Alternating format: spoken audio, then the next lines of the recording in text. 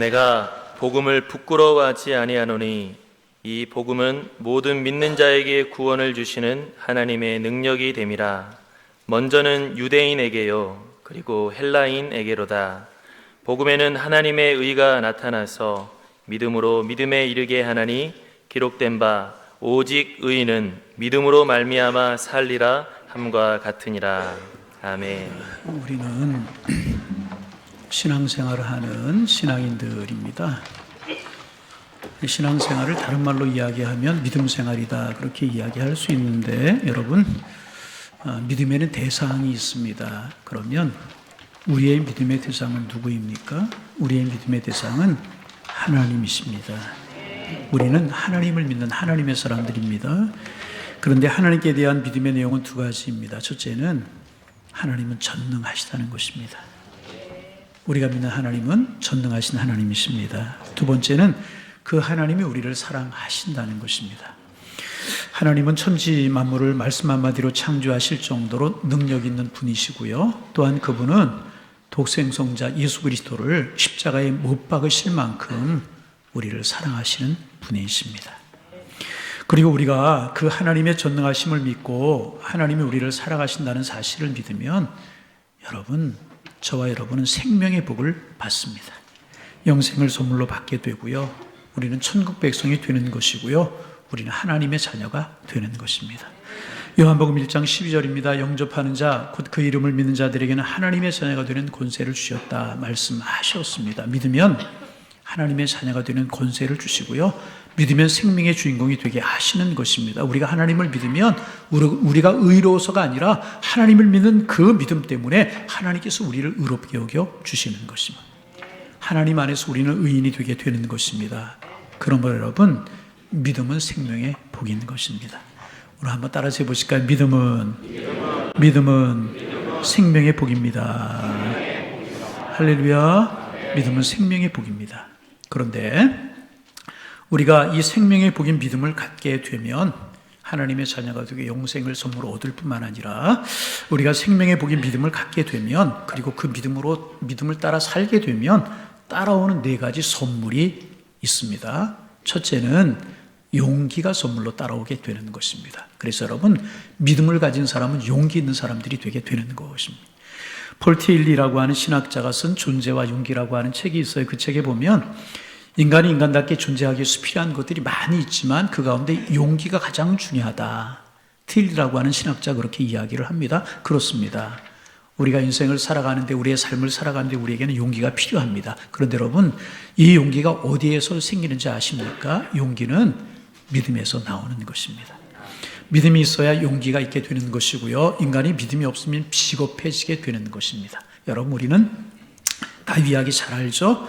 골리앗이 쳐들어왔어요. 장수 거인 골리앗이 큰 칼과 창을 들고 쳐들어왔어요. 이스라엘 백성들 다 숨어서 벌벌벌 떨고 있었습니다. 그런데 다윗은 골리앗이 두렵지 않았습니다. 많은 사람들이 골리앗이 들어와서 벌벌 떨고 있을 때 다윗은 골리앗을 겁내지 않고 담대히 나가서 골리앗과 전투를 벌이지 않습니까? 그 골리앗 앞에 나아갈 때 다윗이 한 이야기 여러분 기억하십니까? 너는 칼과 단창으로 내게 오거니와 나는 만군의 여호와의 이름, 그 내가 모욕하는 이스라엘 군대 하나님의 이름으로 내게 가노라. 다윗에게 용기가 있었어요. 용기가 어디에서 왔다고요? 하나님을 믿는 믿음에서 왔다. 하나님 나와 함께 하신다, 나를 지켜주신다, 하나님 나를 보호하신다 라고 하는 믿음이 다윗에게 용기를 가져다 준 것입니다. 하나님 골리앗보다 강하시고 하나님 칼과 단창과 비교할 수 없는 능력의 주님이신다, 이 사실을 다윗이 믿었기에 용기가 날 수 있었던 것입니다. 한 아버지가 유치원에 다니는 아들의 손을 잡고 동네 마트에 갈 일이 있었습니다. 마을 어귀를 이렇게 지나가는데 유치원에 다니던 이 아들 녀석이 아빠 옆구리를 쿡쿡 찌르는 겁니다. 그리고는 반대편에서 걸어온 초등학교 한 5학년, 6학년쯤 되었을까요? 그 아이를 가리키면서 아빠 정화가 나 때렸어. 아이에게 일러 바치는 겁니다. 아빠에게 복수해달라는 거죠. 가서 한 대 쥐어박아 주든지 아들을 치워주든지 혼을 내어주든지 자기 억울함을 좀 풀어달라는 부탁이었습니다. 여러분, 아빠가 어린아이들의 일에 껴들겠습니까? 쫀쫀하게. 소원을 들어줄 리가 없지 않습니까? 그래서 아빠가 대꾸도 안 하고 모른 척하고 지나치려고 하는데 이 아들 녀석이 아빠의 손을 탁 부딪히더니 그 형아에게 달려가서 형아를 발로 뻥 차주고 돌아오더라는 거예요. 의기양양하게 어깨를 펴고 돌아오더라는 것입니다.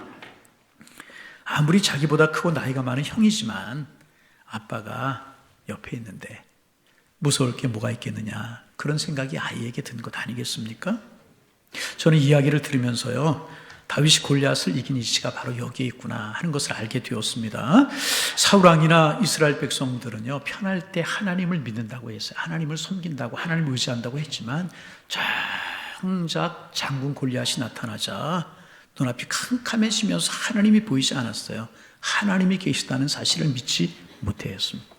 하지만 다윗은 골리앗이 앞에 서 있음에도 불구하고, 기골이 장대하고 무장한 골리앗이 서 있음에도 불구하고 그는 하나님을 볼 수 있었고요, 그러기에 믿음으로 나아갈 수가 있었던 것입니다.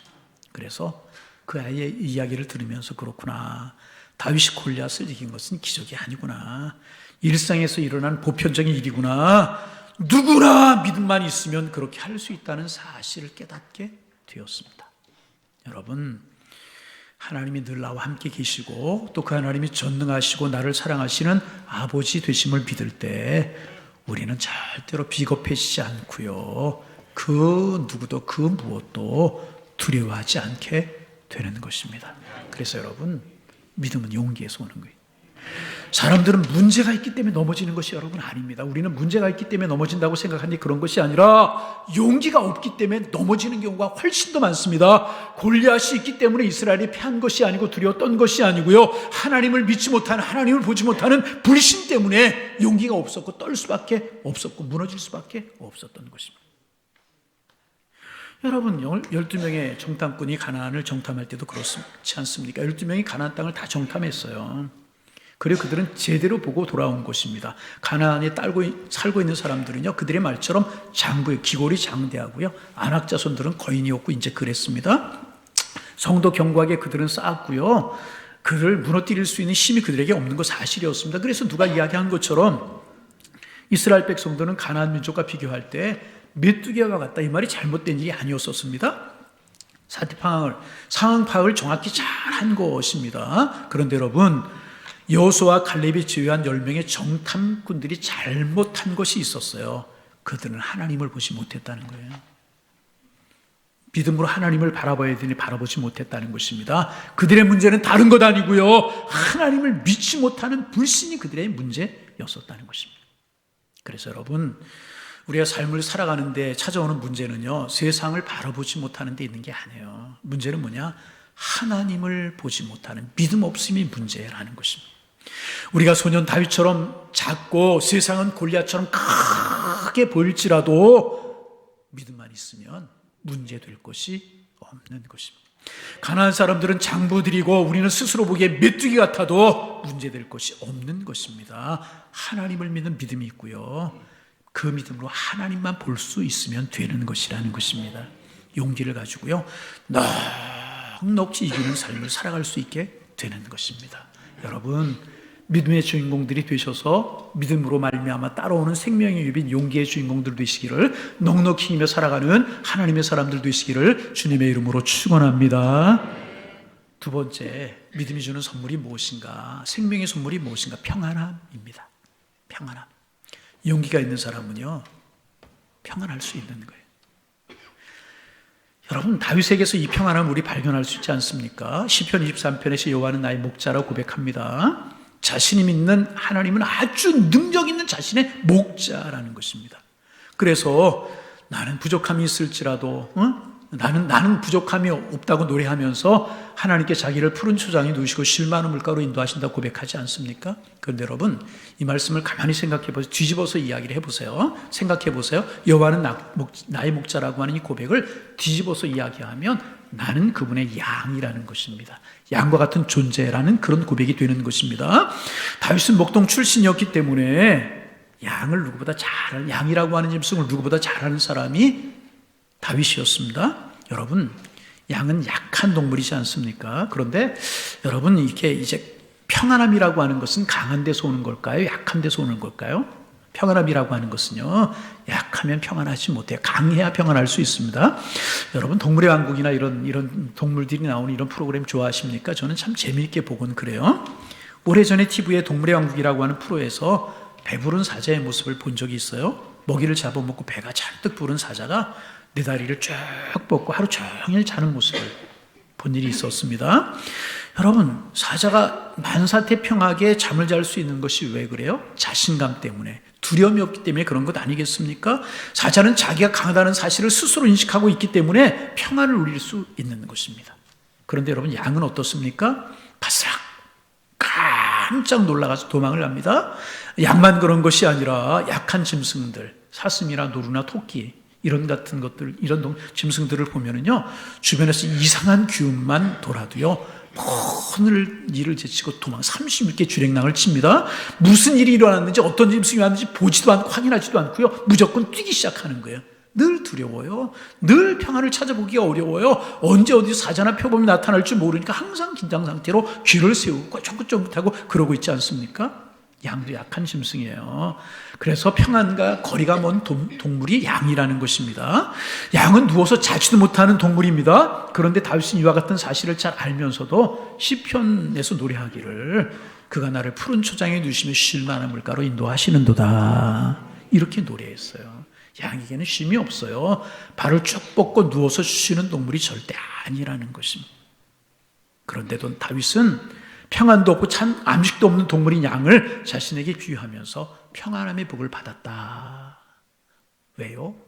다윗이 하나님을 믿고 의지했기 때문에, 나를 사랑하시고 나를 지키시는 목자가 나이기 때문에 어떤 도적이, 어떤 강도가, 어떤 맹수가 공격해와도 나는 두렵지 않다. 그런 믿음이 있었기 때문에 푸른 초장에 누이시며 쉴 만한 물가로 인도하신다 고백할 수 있었고요. 그 믿음이 다윗에게 용기를 주었고요, 용기는 그에게 평안함을 가져다 준 것입니다. 그래서 그 다윗이 이렇게 고백하잖아요. 내가 누워 자고 깨었으니 여호와께 나를 붙드시미로다. 천만이 나를 둘러 치려하여도 나는 두려워 아니하리로다. 군대가 나를 대적하여 진칠지라도 내 마음이 두렵지 아니하며 전쟁으로 나를 치료할지라도 내가 오히려 안연하리로다. 천인 만인이 둘러싸고 있어 나는 두렵지 않다. 오히려 내 마음이 태평스러울 수 있는 것은 다윗의 믿음이 그만큼 견고했다는 증거라는 것입니다. 그래, 죽느냐 사느냐는 위급한 상황에서 다윗은 잠을 자고 일어날 수 있었던 것입니다. 비결이 어디에 있습니까? 해답은 간단합니다. 여호와께서 나를 붙드신다, 여호와께서 나를 지키신다, 이 믿음이 있었기 때문이라. 그리고 이 믿음은 발전하고 발전해서요, 여호와께서는 그 사랑하는 자에게 잠을 주시는도다, 이 고백에까지 이르게 된 것이라는. 여러분, 이 믿음의 주인공들 되시기를, 그래서 평안함을 누리며 살아가시는 여러분들 다 되실 수 있기를 주님의 이름으로 축복합니다. 오늘날 현대인들에게는 심각한 병이 하나가 있어요. 스트레스라고 하는 거예요. 스트레스. 병원에 가서 병명이 잘 안 나오는데 아파요. 대부분 의사들이 하는 이야기가 스트레스라고 그렇게 이야기하지 않습니까? 스트레스는 죽음에 이르게 하는 치명적인 원인이 된다고들 이야기하지 않습니까? 그런데 여러분, 스트레스의 원인이 무엇입니까? 단순합니다. 불안함 때문이에요. 불안하기 때문에 긴장하고, 불안하기 때문에 스트레스를 받고, 불안하기 때문에 힘든 것입니다. 그러나 믿음은 우리에게 평안함을 가져다 주는 것이라. 그리고 하나님이 주시는, 믿음이 우리에게 주는 평안함은요, 세상이 우리에게 주는 평안 같지 않아요. 요한복음 14장 27절에서 우리 주님이 말씀하셨잖아요. 평안을 너에게 끼친다, 내가 너에게 평안을 준다. 그런데 내가 너에게 주는 평안은 세상이 주는 평화 같지 아니하다. 너희는 마음에 근심도 말고 두려워하지도 말아라, 그렇게 말씀하셨잖아요. 불안하고 스트레스를 받고 그 스트레스로 죽어가고 있는 이 세상에서 우리에게 평안함을 줄 수 있는 것은요, 오직 믿음뿐이라는 것입니다. 그래서 여러분, 의인은 믿음으로 말미암아 살 것이다, 이 하나님의 말씀 붙잡고 사는 믿음의 사람들이 되시기를 바랍니다. 예수님을 믿는 것보다 더 귀한 것은 세상에 없는 것입니다. 예수를 구주로 믿을 때 진정한 용기를 가지게 되고 평안을 누리게 되는 것입니다. 반복합니다. 이 용기와 평안의 주인공들 다 되실 수 있기를 주님의 이름으로 축원합니다. 세 번째는 지혜라는 거예요. 믿음이 주는 축복, 선물. 세 번째는 지혜라는 것입니다. 시편 111편 10절입니다. 여호와를 경외하며 그 지혜의 근본이라 말씀하셨습니다. 잠언 9장 10절입니다. 여호와를 경외하는 것 지혜의 근본이요 거룩하신 자를 아는 것이 명철이다. 그렇게 이야기하고 있습니다. 여호와를 경외한다는 말은요, 한마디로 하나님을 잘 섬긴다는 거예요. 하나님을 잘 섬긴다. 욥기 2장 3절에 보면은요, 하나님께서 욥에 관해서 말씀하시는 내용이 나오잖아요. 이렇게 말씀하세요. 그와 같이 순전하고 정직하여 하나님을 경외하며 악에서 떠난 자가 없느니라. 한마디로 이 말씀을 말하면 무엇인가? 욥은 하나님을 잘 믿는 믿음의 사람이었다는 거예요. 잘 하나님을 섬긴다는 말은 다른 말로 이야기하면 믿음으로 산다. 그런데 그 여호와를 경외하며 그렇게 믿음으로 하나님을 경외하며 살아가는 것, 그것이 지혜의 근본이라는 것입니다. 다시 말하면, 간단하게 말하면 모든 지혜는 어디서부터 오느냐? 여호와를 믿는 믿음에서 온다는 것입니다. 이 말은 하나님을 믿는 사람들에게 하나님께서는요, 지혜를 주신다는 거예요. 여러분, 자녀들을 위해서 기도하실 때 지혜를 달라고 기도하시는 것 중요합니다. 그렇게 기도하세요. 더 중요한 건 있어요. 우리의 자녀들이 하나님 잘 믿게 해주세요. 하나님이 지혜를 주시는 거예요. 여러분, 이 대목에서 우리가 솔로몬 이야기 안 할 수 없죠. 솔로몬이 왕이 됐어요. 얼마나 분주하고 바쁜 일이 많았겠습니까? 사절들 맞이해야죠. 군비 정비해야 돼, 법령 제정해야 되죠. 참모들 임명해야 되죠. 얼마나 분주하고 바쁜 일이 많았겠습니까? 그런데 하나님의 은혜를 생각하니까 너무너무 고마운 거예요. 좋은 거예요. 그래서 그런 일들 다 뒤로 하고요, 기본이라고 하는 산당으로 가서 하나님 앞에 1000번제를 드립니다. 1000번제 두 가지 해석이 있다고 늘 말씀드리죠. 하나는 1000번 제사를 드렸다. 이것도 이제 해석이고, 두 번째 해석은 뭐냐면 고고학적인 문헌들이 발굴이 되면서 아니다, 1000마리 황소를 한꺼번에 드렸다. 그렇게 1000번제를 해석하기도 합니다. 중요한 것은 1000마리냐 1000번이냐가 중요한 것이 아니고요, 솔로몬이 마음을 다하고 뜻을 다하고 정성을 다해서 하나님 앞에 예배하고 제사했다. 그러니 정성을 다해서 하나님을 경배했다는 것입니다. 여러분, 올 한 해 우리의 남은 인생을 살아가는 날 동안 여러분, 우리 하나님을 경배하며 1000번째 예배자처럼 예배하는 일에 최선을 다하는 하나님의 사람들 되시기를 주님의 이름으로 축복합니다. 정성을 다해 하나님을 섬기고, 그러자 하나님이 너무너무 기뻐하셨던 것 같아요. 솔로몬의 꿈에 나타나셨어요. 내가 네게 무엇을 읽고 너는 구하라. 내가 원하기만 하면, 구하기만 하면 내가 다 들어주겠다. 무엇이든지 이야기를 해봐라. 그제 솔로몬이 어떻게 해요? 하나님, 나는 아이처럼 작은 백성입니다. 이 많은 백성들을 내가 다스릴 수 없습니다. 지혜를 주옵소서. 열왕기상서 3장 10절에 보면은요, 솔로몬이 이것을 구하며 그것이 주님의 마음에 맞았다 그랬어요. 지혜를 구하는, 자기를 위해서 잘 사는 것, 오래 사는 것, 원수의 생명을 멸하는 것, 이런 거 구하지 아니하고 백성들을 잘 다스릴 수 있는 지혜를 주옵소서 간구한 것이 하나님의 마음에 맞았다는 거예요. 여러분, 믿음으로 지혜를 구하는 것 아니겠어요? 그래서 하나님께서 부도 주고 수도 주고 원수의 생명을 멸하는 권세도 줄 뿐만 아니라 내게 지혜를 주겠다 그랬잖아요. 그 솔로몬이 그 위에 얼마나 부귀와 영화를 누리며 살아갑니까? 다른 나라들이 필적하지 못할 나라를 만들잖아요. 솔로몬의 나라가 얼마나 부강했는지 왕궁의 은이돌처럼 훈했다. 다른 나라 왕들이 솔로몬의 나라를 구경하러 와요. 벤치마킹하겠다 구경하러 옵니다. 누구도 당할 수 없고 누구도 따라올 수 있는 그런 나라를 이루지 않습니까? 믿음으로 사는 사람에게 하나님께 지혜를 주시고요, 하나님이 주시는 지혜가 있으면 삶을 잘 살아낼 수 있는 다른 축복들이 주어지게 되는 것이라. 그래서 여러분, 오직 의인은 믿음으로 말미암아 살 것이라 말씀하신 주님의 말씀이 맞는 것입니다. 오직 믿음뿐인 것입니다. 많은 사람들이 좋게 되면 행복이고 나쁘게 되면 불행이라고 하는 단순한 논리 속에 살아가지 않습니까? 하지만 믿음은 모든 것이 합력하여 선을 이루게 하는 것이고요, 부에도 가난에도 자족할 줄 아는 지혜를 갖게 해주는 것이 믿음이라는 것입니다. 하나님을 믿는 믿음 안에서만 이 위대한 생명의 지혜를 발견할 수 있게 되는 것이라는, 믿음 안에서 이 생명의 지혜의 주인공들 되시기를 바랍니다. 우리 하나님의 사람들, 우리 양일의 권속들 다 이런 지혜를 여러분의 자녀도 그런 지혜를 가지실 수 있기를 주님의 이름으로 축복합니다. 마지막 네 번째는 정화라고 하는 겁니다. 무슨 말인가? 깨끗함, 거룩함, 성결함이라는. 여러분, 하나님은 빛이십니다. 하나님은 빛이십니다. 그래서 하나님께로 가까이 나갈수록에 밝아지고요, 하나님께로부터 멀어질수록에 어두워지게 되는 것입니다.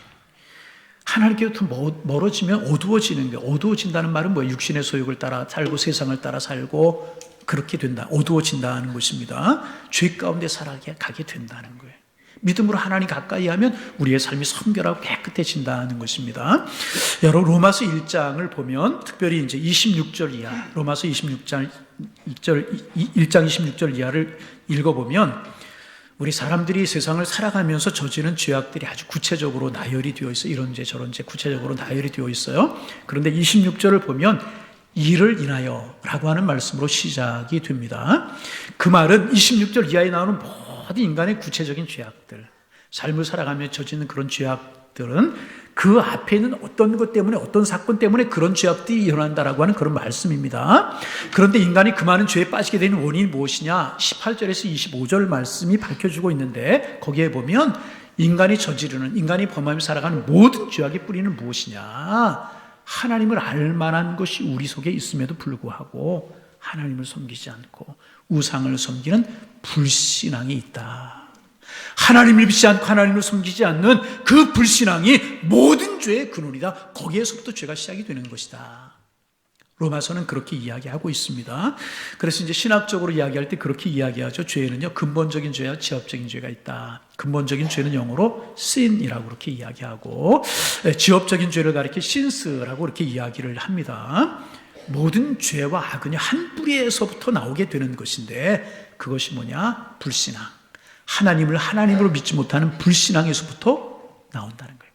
그래서 요한복음 16장 9절에서 우리 주님이 친히 말씀하셨어요. 죄에 대하여라 하면 그들이 나를 믿지 아니함이라. 모든 죄의 근원은요, 하나님을 믿지 않는 불신앙에서 나오는 것이라. 그래서 여러분, 하나님께 나아가고 하나님을 가까이 할수록에 우리의 삶은 깨끗해지고 맑아지고 아름다워지는 것입니다. 하나님께로 멀어질수록 우리의 삶은 더러워지고 죄로 얼룩지고 결국은 사망에 이르게 되는 것이라. 여러분, 우리가 요셉과 보디발의 아내 이야기를 잘 알죠? 요셉이 보디발의 집에 가서 열심히 일해서 인정을 받았어요. 근데 보디발의 아내가 자꾸 눈짓을 하는 겁니다. 죄짓자고 눈짓을 하는 거예요. 요셉은 단호하게 물리치잖아요. 그런데 집에 아무도 없었을 때 보디발의 아내가 또 요셉을 유혹하는 겁니다. 과감하게 뿌리치잖아요. 과감하게 요셉이 뿌리치고 유혹을 물리치잖아요. 요셉은요, 마음속에 믿었어요. 이 집에 아무도 없다고 해도 하나님이 계시다. 아무도 보는 사람이 없을지라도 하나님은 보고 계시다. 이 사실을 요셉은 알았다는 거예요. 믿음의 눈으로 알았다. 하나님 앞에서 그런 죄를 지을 수가 없다. 그래서 요셉이 이야기하지 않습니까? 내가 어찌 악을 행하여서 하나님 앞에서 죄를 짓겠습니까? 그리고 단호하게 유혹을 뿌리치잖아요. 여러분, 요셉도 젊은 사람이었었어요. 유혹에 넘어갈 수 있는 본능을 가진 젊은 사람이었었어요. 우리와 똑같은 성적을 가진 사람이었습니다. 그러나 하나님 앞에서 그는 죄를 지을 수가 없었던 것입니다. 보디발의 아내는요, 하나님을 보지 못했어요. 왜? 믿음이 없으니까.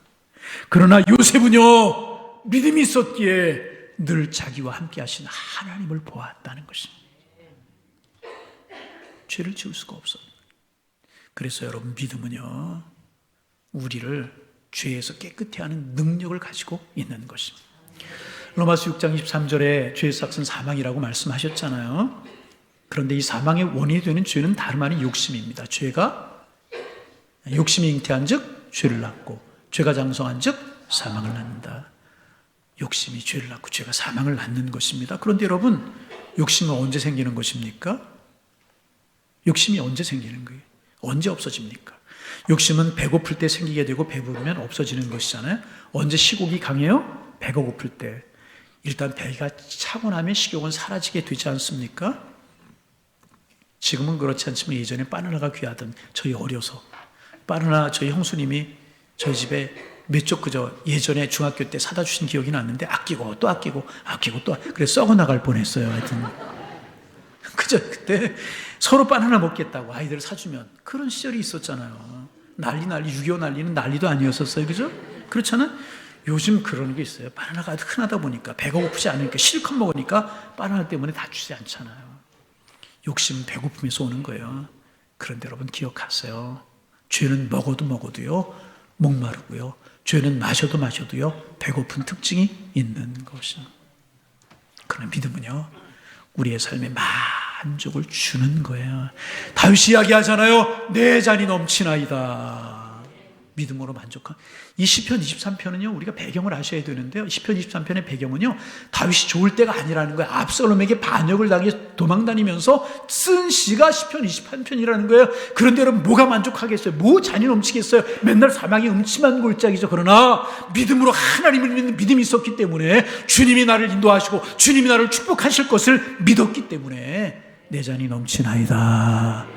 만족함을 고백할 수 있었던 거 아니겠습니까? 세상 어느 것도 물질이 우리에게 만족함을 주겠습니까? 명예가 우리에게 만족함을 주겠습니까? 재벌이 만족합니까? 박사들이 만족하며 살아갑니까? 경제에 전체하는 사람들 만족하며 살아갑니까? 세상 어느 것도 우리에게 만족을 줄 수 없어요. 만족하지 못한 삶을 살 때 인간은 갈등을 느끼게 되는 것입니다. 여러분, 사마리아의 여인 왜 남편 5씩이나 두었겠습니까? 남편을 5씩이나 두었지만 지금도 만족하지 않아요. 왜 남편 5씩 두었어요? 배가 고프기 때문에, 행복에 대한 갈증 때문에, 행복하지 못하기 때문에. 그러나 남자로, 남편으로 갈증을 풀 수 있다는 사실 그 여인 몰랐어요. 예수님 말씀하시잖아요. 내가 주는 물을 먹는 자는 영원히 목마르지 아니하리니 나의 주는 물은 그 속에서 영생하도록 솟아나는 샘물이 될 것이다. 여러분, 하나님을 믿고요, 하나님의 말씀 붙들고 살아가면요 우리의 삶이 배불러지게 될 줄로 믿습니다. 배가 부르면 욕심이 물러가는 거예요. 죄가 멀어지게 되는 거예요. 욕심이 없어지고 죄가 멀어지게 되는 것이라는 것입니다. 욕심이 없으면 죄에서 건짐을 받고 우리의 삶이 깨끗해지게 되는 것이라.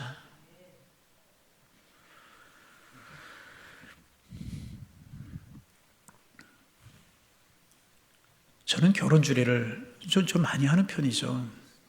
결혼 주례를 할 때마다 정말 신랑 신부를 축복하고 싶어요.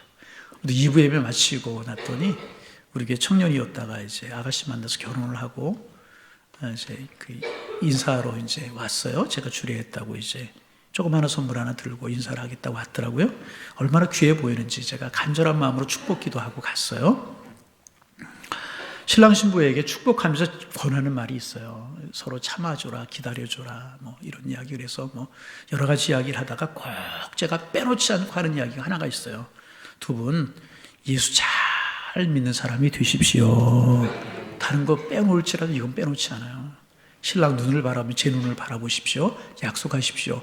예수 잘 믿겠다고 약속하십시오. 제가 그러고 신부에게도 예수 잘 믿겠다고 약속하십시오. 제가 그래요.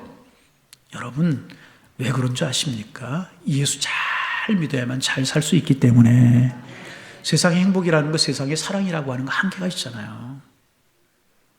그러나 주님이 주시는 축복, 행복은요 한계가 없고 영원한 것이라는 것입니다. 여러분, 세상에서 예수 잘 믿는 일 외에 무엇으로 행복하게 살 수 있겠습니까? 여러분 그렇잖아요. 물질도 한계가 있어요. 명예도 한계가 있어요. 그렇잖아요. 왜 그들 불행해? 인기를 누리던 연예인들이 왜 그렇게 세상을 떠나요? 재벌들이 왜 그렇게 어려움을 당하고 그렇게 그런 삶을 살아갑니까? 여러분, 예수 잘 믿는 일 외에는요 어느 곳으로도 행복하게 살 수가 없는 거예요. 그래서 여러분, 예수 잘 믿는 일이 세상에서 가장 중요한 것이라는 거예요. 부부가 예수 잘 믿기만 하면 분명히 잘 사는 부부가 될 거. 안 믿어지세요? 네. 잘 믿으면은요 잘 사는 부부가 될 것이라고 저는 틀림없이 믿어요. 예수 잘 믿어서 그렇게 잘 사는 행복한 부부가 되시기를 바랍니다. 여러분 자녀들에게도 믿음을 가르치는 거예요. 믿음으로 살아라. 그럼 행복하게 살아가게 되는 것이라. 여러분 주님의 이름으로 부탁합니다. 예수 잘 믿는 사람 되시기를 바랍니다. 그리하여 하나님이 약속하신 생명의 주인공, 천국의 주인공, 하나님의 자녀가 되는 그런 축복을 받을 뿐만 아니라 선물로 주시는 용기, 하나님이 약속하신 용기, 용기에서 오는 평안함, 그리고 삶의 지혜, 삶을 잘 살아낼 수 있는 지혜, 그리고 의의 복, 거룩하고 성결함의 복을 다 받아 누리는 하나님의 사람들 되시기를 바랍니다. 우리가 인생을 살아가는데 필요한 것들이 참 많이 있어요. 건강도 필요하잖아요. 건강하십시오. 물질도 필요합니다. 넉넉하십시오. 권력도 필요하고 명예도 필요합니다. 이런 것들 누리며 살아가시길 바랍니다. 이 모든 복들을 받아 누려야 됩니다. 그런데 이 모든 복들이 진정한 복이 되기 위한 조건이 하나가 있어요. 무엇인가? 믿음 위에서, 신앙 위에서, 믿음 위에서, 신앙 위에서만 이런 복들이 진정한 복이 되게 되는 것입니다. 믿음이 없으면 물질도 의미가 없어요. 천국 못 가면 이 땅에 잘 사는 게 무슨 소용이 있겠어요? 믿음 없으면 명예가 그게 얼마나 가겠습니까? 권력, 건강? 믿음 없이는 만족을 주지 못하는 거예요. 믿음의 반석 위에, 하나님 믿고 예수 믿는 반석 위에 하나씩 쌓여갈 때 그것이 진정한 복이 되게 되는 것이라는 거예요. 하나님의 말씀대로 믿음을 따라 살 때 건강도 복이 되고 약함도 복이 되고, 하나님을 믿는 믿음에 살 때 부유한 것도 복이 되고 가난한 것도 복이 되게 되는 것이라. 하나님을 믿는 믿음에 살아갈 때 명예가 있으나 없으나 우리는 복 있는 삶을 살아가게 되는 것이라. 그래서 우리 교회 표 올해 잘 정한 것 같아. 오직 의인은 믿음으로 말미암아 살리라. 이 말씀이 맞아요. 왜? 믿음뿐이기 때문에. 믿음만 가지면 살아갈 수 있어요. 여러분 믿음 가지면 반복합니다. 천국의 주인공이 되고 하나님의 자녀가 돼요. 지옥하고는 상관이 없어요. 영원한 생명을 얻게 돼요. 그뿐입니까? 선물을 주시는데요, 용기를 주시고요, 용기에서 오는 평안함을 주시고요, 지혜를 주셔요. 잘 살 수 있는 지혜를 주세요. 그뿐만 아니라 성결하게 살아갈 수 있는, 구별되게 살아갈 수 있는 선물이 우리에게 주어지게 된다는 것입니다. 그래서 여러분 무엇보다 올 한 해 이 믿음 사모하는 한 해가 되기를 원합니다. 이 믿음의 복을 받아 누리는 여러분들이 되시기를 바랍니다. 그리고 믿음으로 살아가는 의인들이 되셔서 생명의 주인공, 선물의 주인공들 다 되실 수 있기를. 그래서 인생을 잘 살아갈 뿐만 아니라 2023년 한 해를 잘 살아가시는, 잘 살아내실 수 있는 여러분들이 다 되실 수 있기를 주님의 이름으로 축원합니다. 축원합니다. 하나님, 우리 교회에 오직 의인은 믿음으로 말미암아 살 것이라고 하는 말씀을 한 해의 말씀으로 주셨는데, 물질도 필요하고 건강도 필요하고 자녀도 필요하고 명예 권세도 필요하고 필요한 건 많이 있지만 우리 무엇보다 믿음의 욕심을 내는 믿음의 사람들 되게 하여 주옵소서. 믿음 주옵소서. 큰 믿음의 주인공, 아름다운 믿음의 주인공들 되게 하옵소서. 기도 제목으로 삼아 기도하고 실제로 믿음의 주인공들 되게 하셔서 생명의 주인공이 될 뿐만 아니라 믿음이 주는 선물을 누리며 살아갈 수 있는 저희들 되게 하셔서 용기로 세상을 이기며 살아가고 평안한 가운데 세상을 살아가며 지혜로, 의로 세상을 이기며 살아가는 하나님의 사람들 되게 하여 주옵소서. 하나님, 은혜 위에 은혜를 더하여 주옵소서. 예수님의 이름으로 기도하옵나이다. 아멘.